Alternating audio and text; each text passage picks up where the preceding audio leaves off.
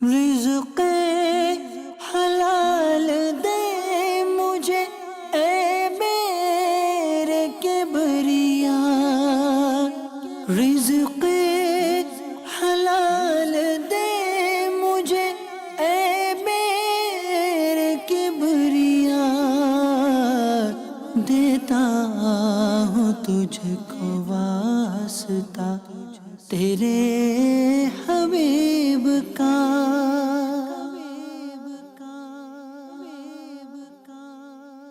الحمدللہ رب العالمین والصلاة والسلام علی سید المرسلین، اما بعد فاعوذ باللہ من الشیطان الرجیم، بسم اللہ الرحمن الرحیم۔ الصلاة والسلام علیک یا رسول اللہ، الصلاة والسلام علیک یا حبیب اللہ، الصلاة والسلام علیک یا نبی اللہ وعلی آلک واصحابک یا نور اللہ۔ مدنی چینل کے ناظرین، سلسلہ ہے احکام تجارت، اور حسب معمول اس میں آپ کے سوالات ہوں گے کاروبار کے حوالے سے، مالیات کے حوالے سے، تجارت کے حوالے سے، معاشیات کے حوالے سے، مالی لین دین کے حوالے سے، اور ہمارے ساتھ موجود ہوں گے مفتی علی اصغر عطاری المدنی مدظر اللہ العالی۔ انشاءاللہ عز و جل آپ کے سوالات کے جوابات دیں گے۔ درود پاک کی فضیلت سماعت فرمائیے۔ ترمذی شریف میں فاروق اعظم فرماتے ہیں کہ ان الدعاء موقوف بین السماء والارض، کہ دعا زمین و آسمان کے درمیان معلق رہتی ہے، لا یصعد، کوئی چیز اس کے اوپر نہیں جاتی دعا کی، منہ شیء حتی تصلی علی نبی کا، کہ نبی کریم علیہ الصلوۃ والسلام پہ جب تک تم درود پاک نہ پڑھو۔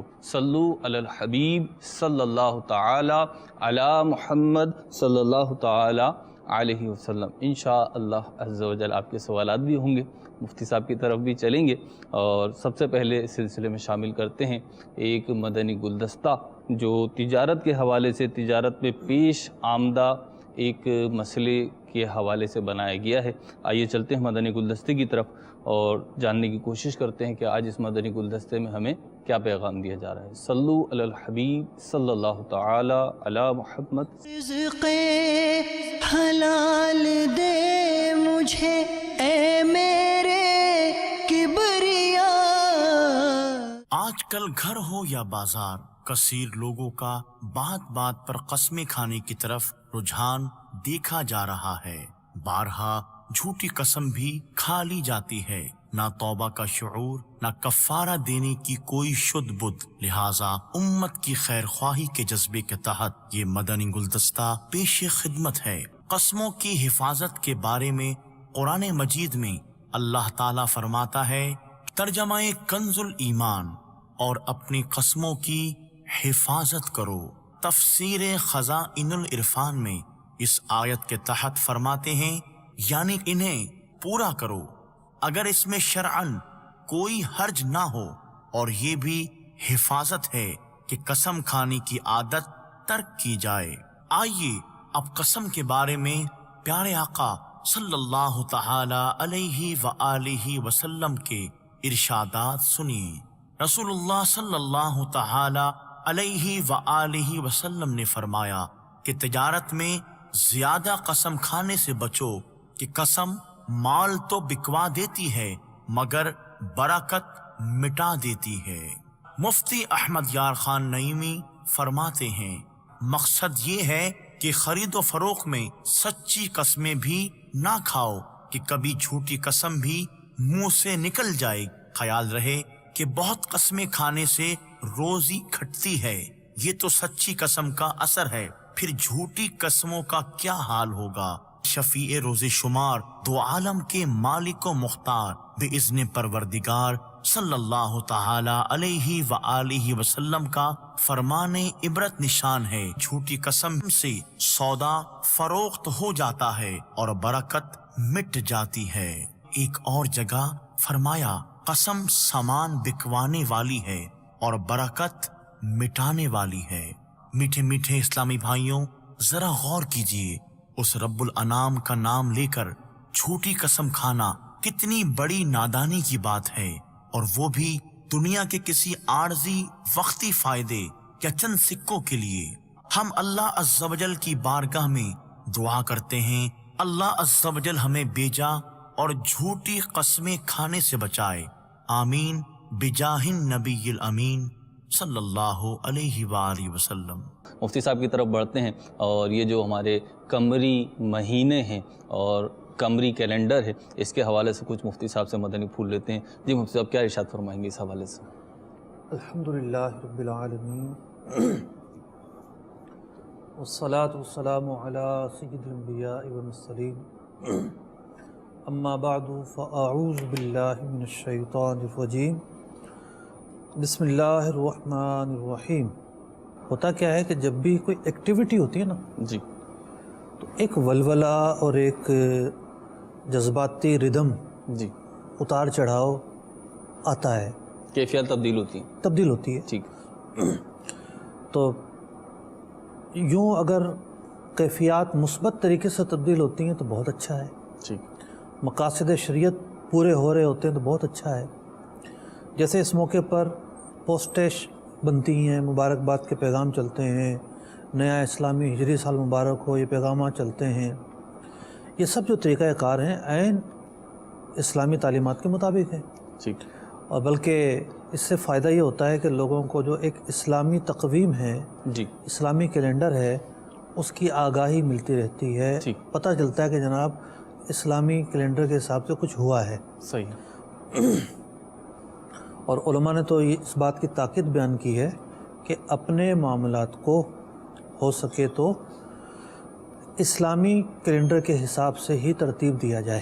ٹھیک، بہت سارے ایسے فقہی مسائل ہیں جن کا دار و مدار اسلامی کیلنڈر پر ہے، ٹھیک ہے، وہاں تو واجب ہوگا جہاں جہاں حاجت ہوگی۔ بہت سارے جگہوں پر واجب ہے، ٹھیک ہے، جیسے عدت کے مسائل ہیں۔ ٹھیک ہے، اگر کسی خاتون کے شوہر کا انتقال ہوتا ہے ٹھیک، پہلی تاریخ کو، ٹھیک ہے، تو اب وہ قمری اور ہجری مہینے کے اعتبار سے جی، اپنے 4 مہینے 10 دن پورے کرے گی۔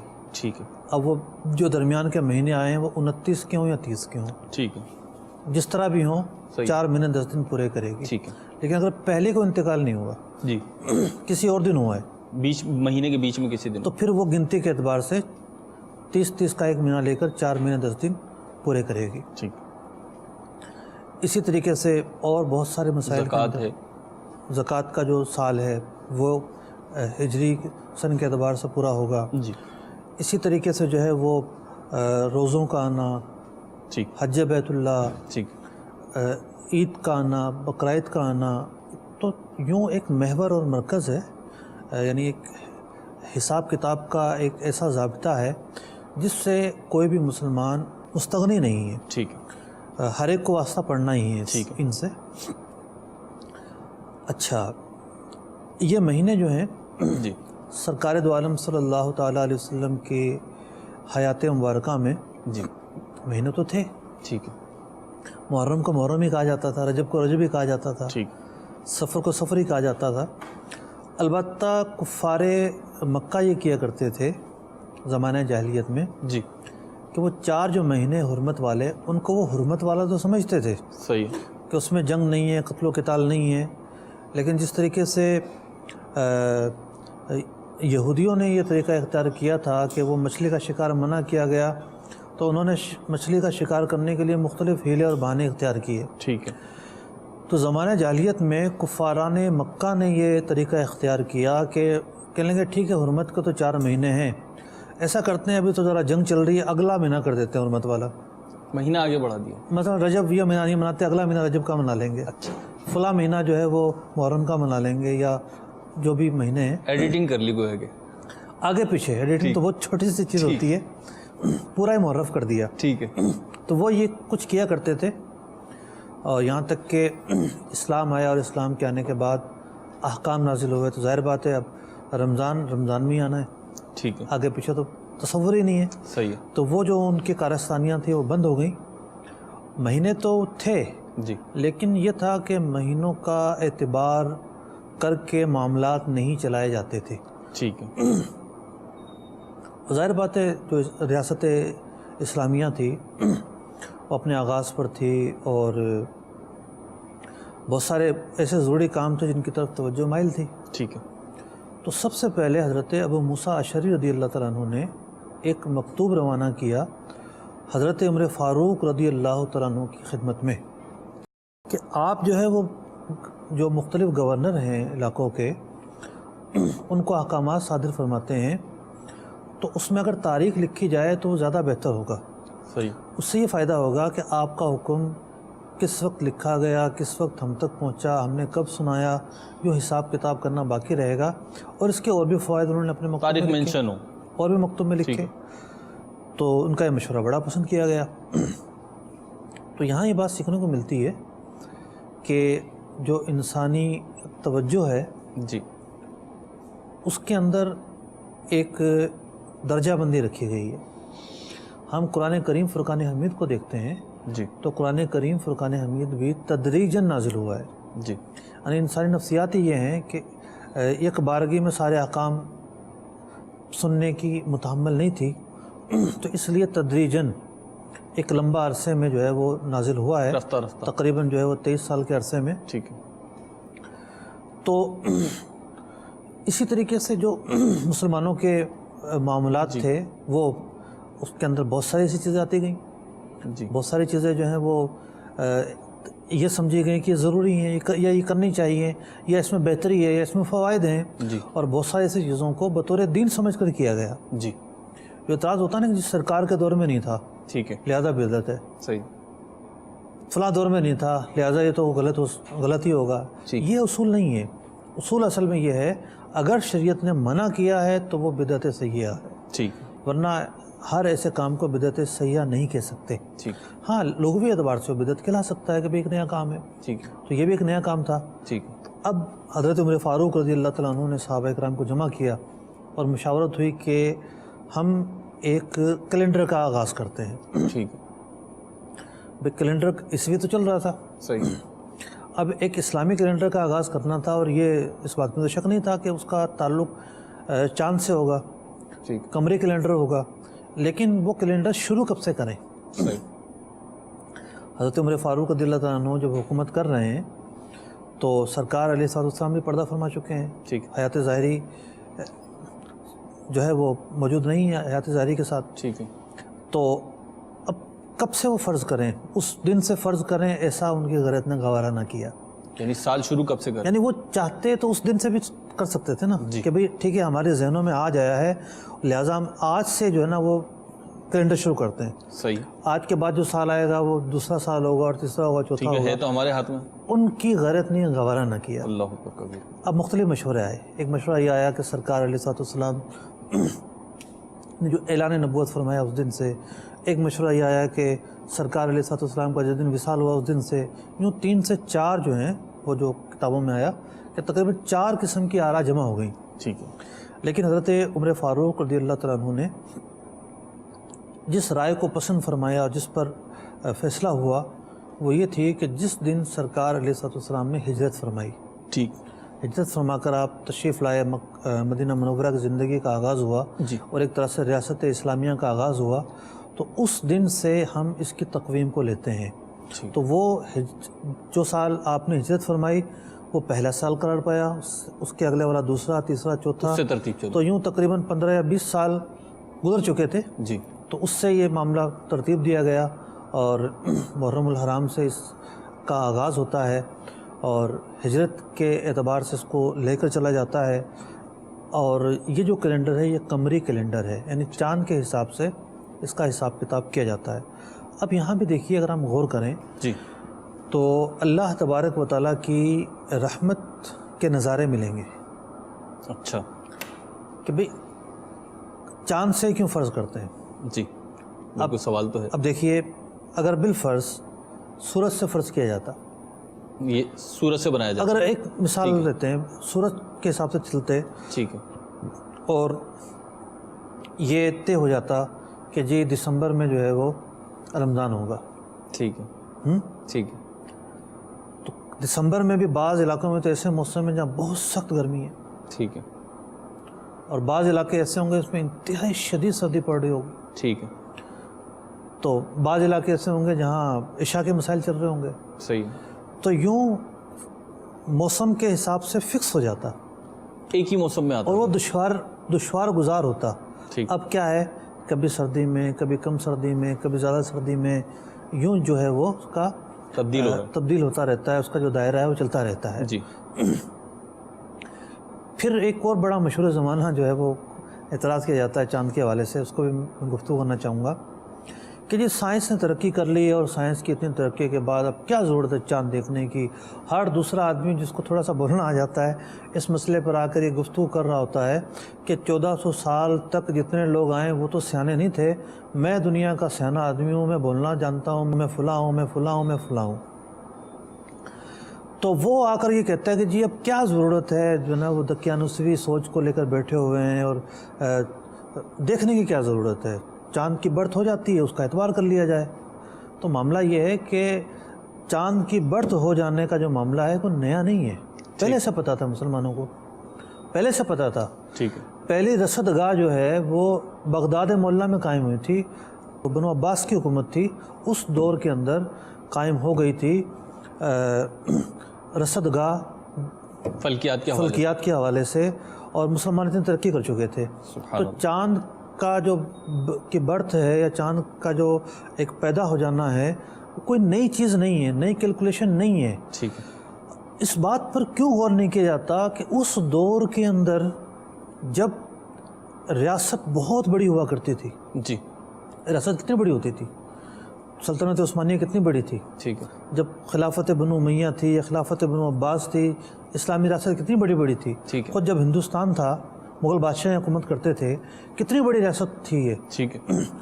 اس دور کے اندر بھی اس بات کا التزام کیا گیا کہ ریاست اعلان کرے گی، جو ذرائع آمد و رفت ہیں وہ نہیں ہوا کرتے تھے، اور کس طریقے سے لوگ جو ہیں وہ قاضیوں کے پاس معاملات کو ریفر کرتے، قاضی حضرات جو ہے وہ کا فیصلہ کرتے، اور پھر یہ ہے کہ حج بھی ہوتا رہا، سارے معاملات ہوتے رہے.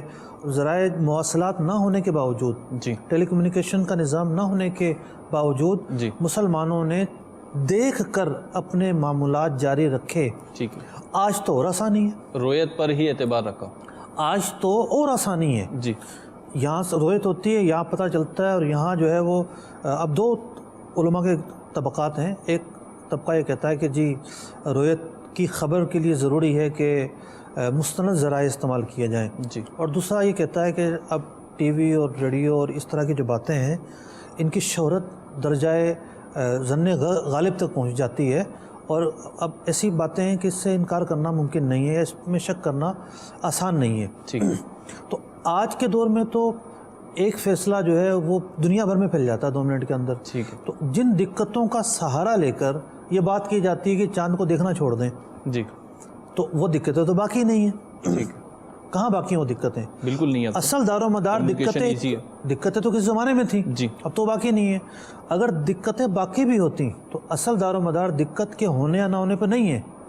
اصل دار و مدار ہے کہ سرکار دو عالم صلی اللہ علیہ وسلم نے ہمیں کیا تعلیمات ارشاد فرمائی ہیں. سبحان اللہ. آپ علیہ السلام نے فرمایا ہے دیکھ کر روزہ رکھو، دیکھ کر عید مناؤ. تو آپ کے فرمان پر جو عمل کرنا ہے یہ باقی رہے گا. ٹھیک. تو ہم مدعات سمجھیں آپ کیوں ایسا کہہ رہے ہیں. ایسا اس لیے کہہ رہے ہیں کہ سرکار دو عالم صلی اللہ علیہ وسلم کا فرمان ہے، صحیح. اس پر عمل کرنے کے لیے 1400 سال سے یہی معاملات چلے آ رہے ہیں. تو یہ معاملہ چلتے رہیں گے. صاحب کالز ہیں ہمارے پاس، اس کی طرف بڑھتے ہیں، کالز لیتے ہیں. جی میرا نام سید احسان اللہ بخاری اتاری ہے، میں شاہدرہ لاہور سے بات کر رہا ہوں. قبلہ مفتی صاحب کی بارگاہ میں سوال یہ ہے کہ ایک صاحب کا سائیڈ بزنس یہ ہے کہ وہ سال میں 2-3 دفعہ مختلف مزارات کی حاضری کا پروگرام بناتے ہیں، خود ہی گاڑی بک کرواتے ہیں اور پھر اعلان کر دیتے ہیں کہ ہم نے فلاں فلاں مزار پر جانا ہے اور یہ آنے جانے کا کرایہ ہوگا اور ساتھ ہم اتنے وقت کا کھانا بھی دیں گے. تو پھر لوگ آتے ہیں، نام لکھواتے ہیں، بکنگ ہوتی ہے اور اس طرح وہ مزارات کی حاضری کے لیے تشریف لے جاتے ہیں. تو اس طرح ان کو ہر ٹور سے 20-25 ہزار روپے بچ جاتے ہیں جو وہ اپنے پاس رکھتے ہیں. کیا اس طرح ان کا یہ سائیڈ بزنس کرنا شرعاً درست ہے؟ اس میں کوئی قباحت تو نہیں ہے؟ اس کا جواب ارشاد فرما دیجیے. السلام علیکم ورحمۃ اللہ وبرکاتہ. وعلیکم السلام ورحمۃ اللہ وبرکاتہ. جی مفتی صاحب. دیکھیں جو کام جو کرتے ہیں یہ ٹورزم کا کام کہلاتا ہے یہ. جی. تو اس کام کے متعلق فون پر تو انہوں نے پوچھ لیا ہے. جی. میرے خیال میں فون پر پوچھنا ناکافی ہے. ایک کام تو کوئی ایسا نہیں ہے کہ جو شریعت کی تعلیمات سے متصادم ہو. ٹھیک ہے. اس کام کے اندر درجنوں جواز کے پہلو موجود ہیں, نو ڈاؤٹ, لیکن اصل چیز یہ ہوتی ہے کہ یہ اپنا پورا پیکیج اسکین کروائیں. ٹھیک ہے. اب پتہ یہ چلا کہ جناب انہوں نے پیکیج دیا کہ ہم آپ کو اس طرح کے ہوٹل دیں گے, اس طرح کا کھانا دیں گے, اور وہ تمام تر سہولیات یہ دیتے ہی نہ ہوں. صحیح. یا ان کے تجربات سے ثابت ہوا ہو کہ یہ دے نہیں پاتے. صحیح. جیسے میں نے ایک پیکیج دینے والے کا پیکیج دیکھا, اس نے ایک احتیاط اپنائی ہوئی تھی. اس نے کہا کہ جی میری طرف سے یہ سہولیات ہیں, جی کھانا نہیں ہوگا. ٹھیک ہے. منع کر دیا. ہاں ایک لنگر ہم چلائیں گے, تو وہ جیسا بھی ہوگا آپ کھا لیجیے گا. ٹھیک ہے. تو اس میں پھر یہ بھی ہوتا تھا کہ کچھ اور لوگ بھی اسے ملا دیتے تھے. تو اب جانے والوں کو پتہ ہے کہ میری جیب اتنی اجازت دیتی ہے, اور چلے تھوڑا بہت تو کھانا یہ کر ہی دے گا, تھوڑا بہت میں کہنے پسند آیا تو کھا لوں گا اپنی طرف سے. لیکن یہ ہے کہ اس نے اپنے آپ کو تھوڑا سا الگ کر لیا کھانے سے. ٹھیک ہے.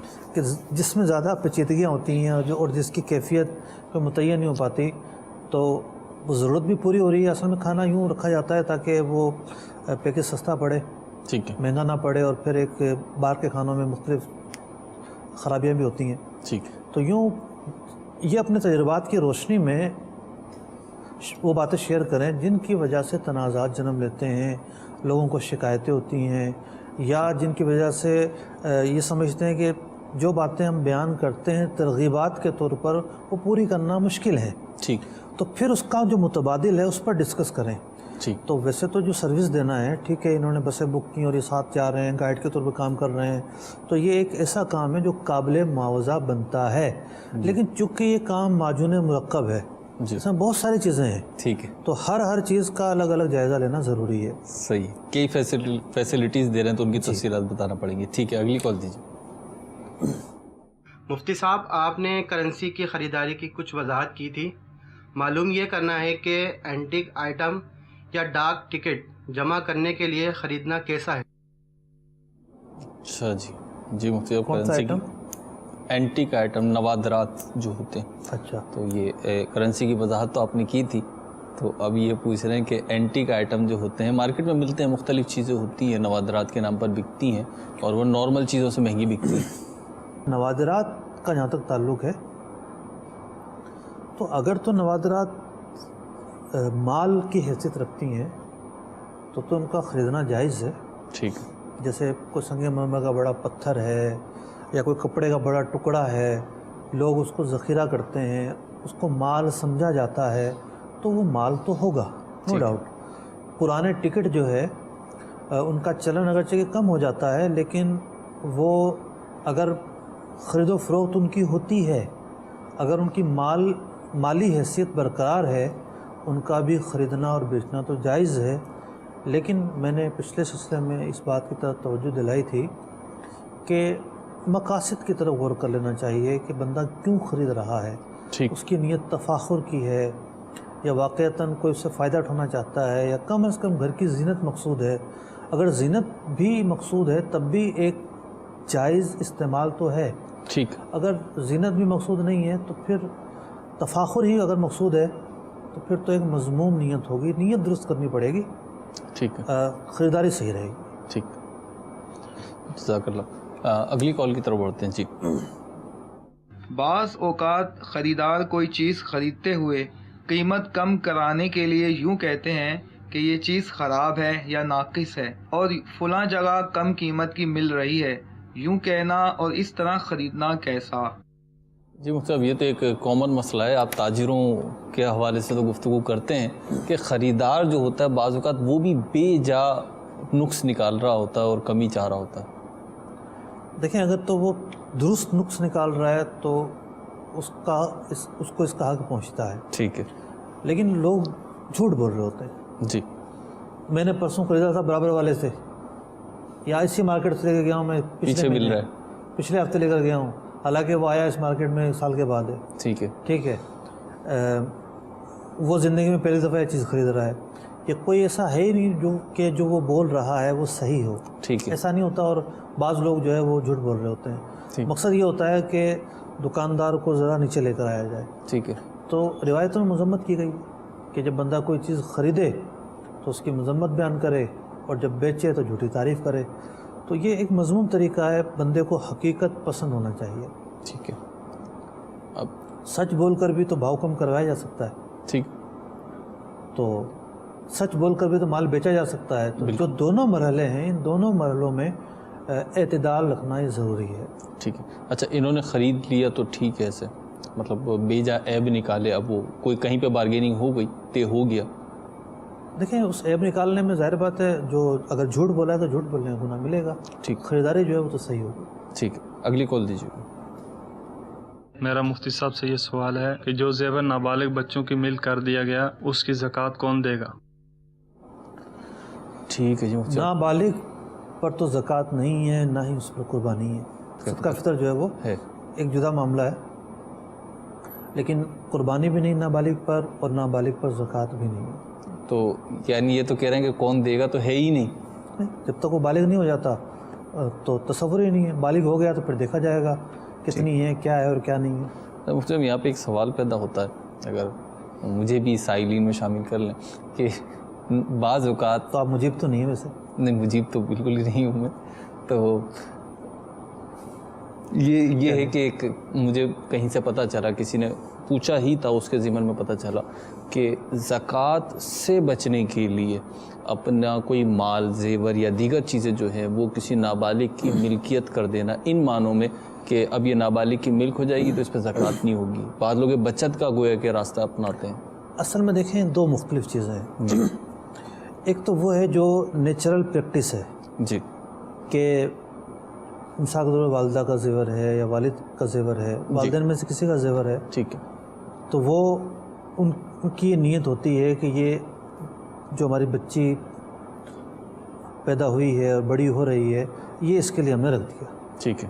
تو ان کا وہاں یہ مقصود نہیں ہوتا کہ ہم زکوٰۃ سے بھاگ جائیں اس لیے رکھ رہے ہیں، بلکہ وہ ایک کفایت شعری اور ایک آئندہ کی جو پلاننگ ہے، اور کسی کے سامنے ہاتھ پھیلانے سے بچنا، اور اپنی ایک جو بھی ایک آمدنی ہے اس کو سامنے رکھتے ہوئے یہ فیصلہ کرتے ہیں یہ بچوں کو ہم یہ زیور چڑھائیں گے. ٹھیک ہے. تو وہاں جو ان کی نیت ہے وہ تو درست ہے. ٹھیک ہے. اور وہ اگر ایسی صورت بنتی ہے کہ بچے کی ملکیت ہو جائے، جی، کیونکہ اس کی بھی صورتیں بنیں گی نا. ماں کہہ دے جی بچے کی ملکیت ہے، تو ماں کے کہنے سے نہیں ہوگا. ٹھیک. باپ کا زیور اور باپ کہہ دے اور بچی نابالغ ہے تو وہ بچے کی ملکیت ہو جائے گا. ٹھیک ہے. تو اب وہ نابالغ کی ملکیت کب ہوگا اور کب نہیں، یہ ایک جدا گانا بحث ہے. ٹھیک ہے. تو یوں اگر ہوتا ہے تو اس کو یہ نہیں کہا جائے گا کہ جی زکوٰۃ سے بچنے کے لیے کر رہے ہیں. ٹھیک ہے. تو یہاں تو ایک جو ہمارے ہاں رواج ہے، معمول ہے لوگوں کا، اس میں ایک اچھا مقصد موجود ہے. ٹھیک ہے. لیکن اگر کوئی یہ کرتا ہے کہ یار اگلے سال میں بیچ دوں گا اس کو، ابھی یوں کر دیتے ہیں، پھر یوں کر دیں گے، پھر یوں کر دیں گے، تو یہ تو زکوٰۃ سے بچنا ہے. اچھا، جو پہلا طریقہ ہے ان کو ان کے سامنے بھی ایک مقصد تو جائز ہے. جی. ان کو بھی یہ مقصد نہیں کرنا چاہیے کہ زکوٰۃ سے ہم بچ سکیں. ٹھیک ہے. اگرچہ کہ ضمناً یہ فائدہ حاصل ہو رہا ہے، لیکن اصل مقصود اس چیز کو نہ بنایا جائے. اور اگر کوئی کسی بھی مرحلے پر زکوٰۃ سے فرار ہونے کے لیے ایسا کرتا ہے تو اس کے لیے یہ کرنا جائز نہیں ہوگا. اچھا، مطلب زکوٰۃ سے بچنے کے لیے تو اس کی ملک کر دیا، لیکن پھر خود ہی استعمال کر رہے ہیں یا خود بیچ دیا. دیکھیں جو نابالغ کے مال کے حکام ہیں وہ تو لاگو ہو جائیں گے نا. ٹھیک. پھر استعمال کرنا بھی ممکن ہے جائز نہ ہو. ٹھیک. ممکن ہے. ٹھیک. دیکھا جائے گا کس صورت میں کوئی صورت بن سکتی ہے کیا جا رہا ہے اور کس طرح نہیں. ٹھیک ہے. اگلی کال کی طرف بڑھتے ہیں. جی. میرا سوال مفتی صاحب سے یہ ہے کہ ہمارا الیکٹرانکس کا کام ہے، تو اکثر ہمارے ساتھ ایسا ہوتا ہے کہ کوئی گاہک چیز لے کر جاتا ہے تو 1-2 دن بعد وہ واپس لے آتا ہے، اسے چیز پسند نہیں آتی. تو اکثر اس صورت میں بحث ہوتی ہے، تو شرعی حکم کیا ہے، وہ چیز واپس لینی چاہیے یا نہیں لینی چاہیے؟ ٹھیک ہے. جی مفتی. دیکھیں اگر اس میں کوئی عیب نہیں ہے تو، اور دیکھ بھال کا لے کر گیا ہے اور کوئی عیب بھی نہیں نکلا، ایک تو ہوتا نا دیکھنا، ڈبے سے نکال کر دیکھ لیا اور گھر جا کے چلا کر دیکھا تو عیب تھا. تو اگر عیب بھی نہیں ہے اس کے اندر، دیکھ بھال کا لے کر گیا ہے تو اس کو واپس کرنے کا حق نہیں ہے. ٹھیک. دکاندار کی مرضی ہے، چاہے تو اس سودے کو کینسل کرے چاہے نہ کرے، کیونکہ اب اس کو حق نہیں پہنچتا واپس کرنے کا. اگر عیب نکل آیا ہے تو ظاہر بات ہے پھر تو واپس کیا جائے گا. ٹھیک ہے. جزاک اللہ. اگلی کال جی. محمد شاہ رخ اتاری. سلسلہ احکام تجارت بہت پیارا سلسلہ ہے. مفتی صاحب کی بارگاہ میں میرا سوال ہے کہ جب کوئی گراہک دکان پر آئے مال لینے کے لیے اور سیٹ نے کہا کہ اسے اتنی فٹ کاٹ کر دے دیں، اس چیز کو اتنا فٹ کاٹ کر دے دیں، اور اس سے زیادہ اگر اپن نے تھوڑی سی بڑھا کر دے دی تو کیا اس صورت میں گناہ ہوگا یا نہیں؟ اس کی رہنمائی فرمائیں. بعض چیزوں میں تو عرف ہوتا ہے. جیسے کپڑا کاٹ رہے ہیں تو کپڑا کے جو درمیانی گز ہیں، یعنی پہلا گز بالکل ٹائٹ کر کے ناپ کے دے گا، وہ دوسرا گز، تیسرا گز، جو آخری گز ہوتا ہے اس میں تھوڑا بہت بڑھا دیتے ہیں. تھوڑا اس میں عرف ہوتا ہے. بعض جگہوں پر دودھ ماپتے وقت بھی عرف ہوتا ہے کہ وہ آخر میں تھوڑا زیادہ ڈال دیتے ہیں. تو جہاں جہاں عرف ہے اور سیٹ کو پتہ ہے کہ بلکہ سیٹ کا اپنا معمول ہے، اسی سے انہوں نے سیکھا ہے ایسا کرنا چاہیے، اور وہ دیکھ رہا ہے صبح شام منع نہیں کر رہا، ایک انڈرسٹوڈ صورت ہے کہ اس کو کوئی اعتراض نہیں ہے اس پر، بلکہ وہ تو خود ترغیب دیتا ہے کہ تھوڑا ایسا کر لیا کرو، تو اس میں کوئی حرج نہیں ہے. لیکن جہاں چیز جو ہے وہ بڑی مہنگی ہے جی، اور یہ امکان موجود ہے کہ سیٹ ہرگز اس کی اجازت نہیں دے گا، تو وہاں ایسا نہیں کرنا چاہیے. اور اگر کوئی ایسا موقع آئے تو پوچھ کر کرنا چاہیے. ٹھیک، جزاک اللہ خیر. ہمارے سلسلے کا وقت اختتام کو پہنچا. صلو علی الحبیب صلی اللہ تعالی علی محمد صلی اللہ تعالی علیہ وسلم. رزق حلال دے مجھے اے میرے کبریا، رزق حلال دے مجھے اے میرے کبریا، دیتا ہوں تجھ کو واسطہ تیرے حبیب کا.